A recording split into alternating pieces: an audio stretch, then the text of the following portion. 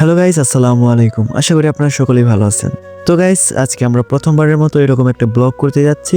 আজকের ব্লগের টপিক হচ্ছে গাইস গিটার রিপেয়ার। অর্থাৎ গাইস, আজকে আমরা আমাদের পুরাতন গিটারটা রিপেয়ার করতে নিয়ে যাব টাঙ্গাইল সিটিতে। আর গাইস, গিটার ঠিক করতে কি কি বাধার সম্মুখীন হতে হয়, কত টাকা খরচ হতে পারে, এমনকি আমাদের জার্নির ফুল এক্সপিরিয়েন্স আপনাদের সাথে শেয়ার করার ট্রাই করব।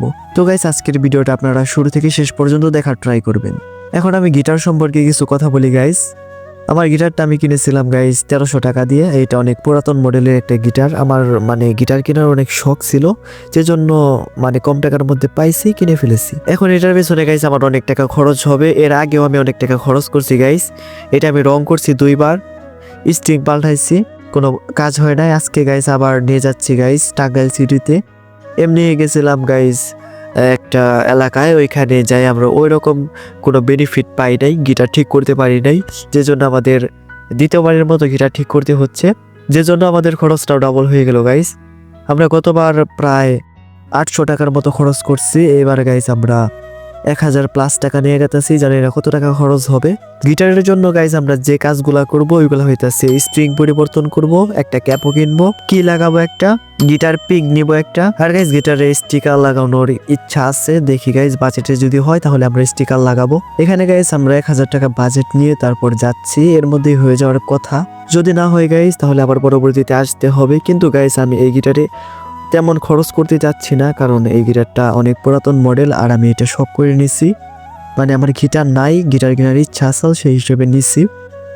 আমার ইচ্ছা আছে নতুন গিটার কেনার। এটা হয়তো 1-2 বছর ব্যবহার করব, তারপরে আবার নতুন গিটার কিনতে পারি। তো চলো গাইস, আমরা কিন্তু আমাদের গন্তব্যে পৌঁছে গেছি। আমাদের টাঙ্গাইল সিটিতে এসে পড়েছি অলমোস্ট, আর একটু রাস্তা বাকি আছে। আর গাইস এখান থেকে আমাদের একটা অটো নিতে হবে। আমরা কিন্তু এতক্ষণ সিএনজিতে করে আসলাম। অলমোস্ট 50 কিলোমিটার আমরা চলে এসেছি গাইস। আমাদের গ্রাম অঞ্চল থেকে টাঙ্গাইল সিটি হইতেছে 50 কিলোমিটার দূরত্ব। আমরা গাইস এখন যে জায়গাটায় আসলাম এটার নাম হইতেছে কুমুদিনী কলেজ গেট মোড়। এখান থেকে গাইস আমাদের একটা অটো নিয়ে যাইতে হবে ক্যাপসুল মার্কেট। তো চলো গাইস, এখানে আমরা ক্যাপসুল মার্কেটের কোন জায়গায় গিটারের দোকান এটা কিন্তু গাইস আমরা জানি না, আমাদের জিজ্ঞাসা করে করে যেতে হবে। আমরা এখানে অটোওয়ালাকে বলবো যে আমাদের একদম গিটারের দোকানের সামনে নিয়ে নামাই দেন, কারণ আমরা চিনি না গাইস। আর অটোওয়ালা যদি না চিনি তাহলে আমাদের ক্যাপসুল মার্কেটের ওইখানে যাইয়া জিজ্ঞাসা করতে হবে নাইমে নাইমে যে কোথায় হতে পারে। আমরা কিন্তু গাইস অটোতে উঠে পড়ছি। এখন 5 থেকে 6 মিনিটের মধ্যে আমরা চলে যাব ক্যাপসুল মার্কেট। আর গাইস আমি কিন্তু ওইরকম ভাবে ফুটেজ নিতে পারি না, কখনো ব্লগ করা হয় না ওইরকম ভাবে। যতটুকু নেওয়া যায় গাইস ততটুকু নেওয়ার ট্রাই করছি। আর আমরা তেমন কিছু নিয়ে আসি নাই যেগুলোতে ব্লগ করব। আর গাইস আমরা কিন্তু ব্লগ করতেও একটু একটু লজ্জা বোধ করছিলাম, কারণ ক্যামেরা ধরে থাকতে কেমন জানি লাগতেছিল। আর গাইস ভয়ও করতেছিল, কারণ এটা হইতেছে টাঙ্গাইল সিটি, যে কোনো সময় মোবাইল টান দিয়ে নিয়ে যাইতে পারে। আমরা অনেক সাবধানে ভিডিওগুলো করতেছিলাম। যখন বাইক আসতে নেই তখনই গাইস আমরা টান দিয়ে আমাদের ফোনটা হাতে নিয়ে নেই গাইস, কারণ যদি আমাদের ফোনটা হাত থেকে নিয়ে নেই কিচ্ছু করার নাই গাইস, আমরা কিচ্ছু করতে পারবো না। আর গাইস আমাদের একটাই মাত্র ফোন বলতে পারো, অনেক দামি ফোন দাও এটা। তো গাইস আমরা কিন্তু ক্যাপসুল মার্কেট চলে এসেছি। এখন আমাদের গিটারের দোকান খুঁজতে হবে গাইস। আমরা একজনকে জিজ্ঞাসা করছি, বললো যে ইনফিনিক্স এইখানে 3 তলায় বলে গিটারের দোকানটা আছে। তো চলো গাইস আমরা চলে যাই গিটারের দোকানে। আমরা কিন্তু গাইস গিটারের দোকানের ওইদিকে যাইতাছি। এটা 2 তলা গাইস, চলো দেখি কোন দিকে। এখানে গিটারটা দেখতাছি, এখানে নাকি দোকান গাইস। চলো দেখি দোকানটা। হ্যাঁ গাইস, এখানে কিন্তু দোকানটা আছে। চলো এখন গাইস ওয়েট করি। এখানে কিন্তু দোকানের ওনার নাই, এখন ওনারের জন্য অপেক্ষা করতে হবে। এখানে গাইস আমি কিছু ফুটেজ দেওয়ার ট্রাই করলাম। আর দেখো গাইস 2 তলা থেকে নিচে ক্যাপসুল মার্কেটটা কত গ্যাঞ্জাম, কত মানুষ এখানে। দেখতে ভালোই লাগতেছে, একদম জমজমাট একটা মার্কেট। সবাই এখানে আসে, কোনো প্রয়োজন হলে, কেনাকাটা করতে হলে সবাই ক্যাপসুল মার্কেটে চলে আসে। তো গাইস আমরা কিন্তু গিটার ঠিক করার জন্য দিয়ে দিচ্ছি। এখন গিটার ঠিক করতেছে। প্রথমে তার লাগাইলো, এখন গিটারটা টিউন করবে। আরেকটা কি লাগানোর কথা আসাল গাইস, ওইটাও লাগাই দিয়েছে। সবকিছু almost done guys.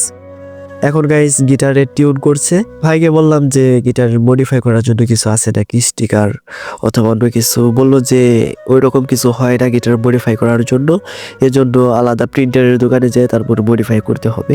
Guitar tune করা শেষ হলে কিন্তু অস্থির একটা বাজনা তুলে ভাই। চলো গাইস ওইটা শুনি, তোমাদেরও ভালো লাগবে।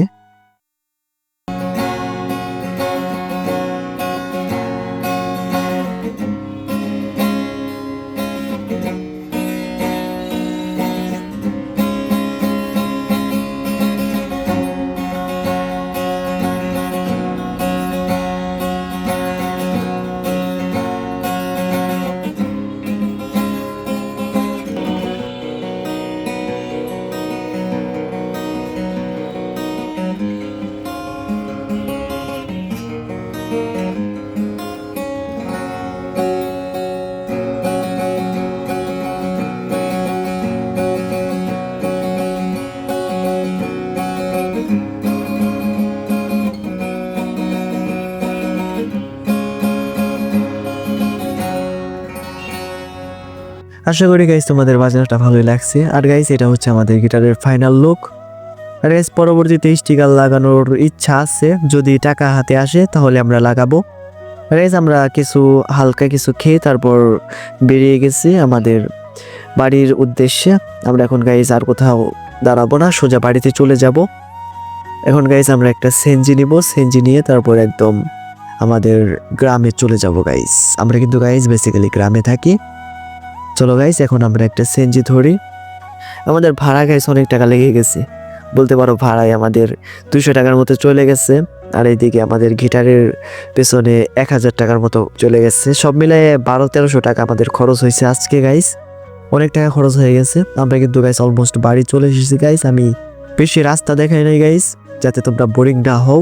অনেক কেয়ারফুলি গাইস আমি গিটারটা আনার ট্রাই করছি রাস্তা দিয়ে, কারণ কোথাও টোকা লাগলে গাইস ওইখানে ড্যামেজ হয়ে যাইতে পারে, যে জন্য গাইস আমি অনেক সাবধানে গিটারটা নিয়ে যাইতেছিলাম রাস্তা দিয়ে। তো গাইস আমি কিন্তু চলে আসছি আমাদের বাজারে। এখন গাইস আমি ভাইকে ভাড়া দিয়ে তারপরে একটা টিউন ধরার ট্রাই করবো গাইস। আমি কিন্তু ওইরকম বাজাতে পারি না। কেউ গাইস গিটার বাজানো শুনে বাজে মন্তব্য করবে না, একদিন গাইস গিটার বাজানো শিখে তোমাদের শোনাবো।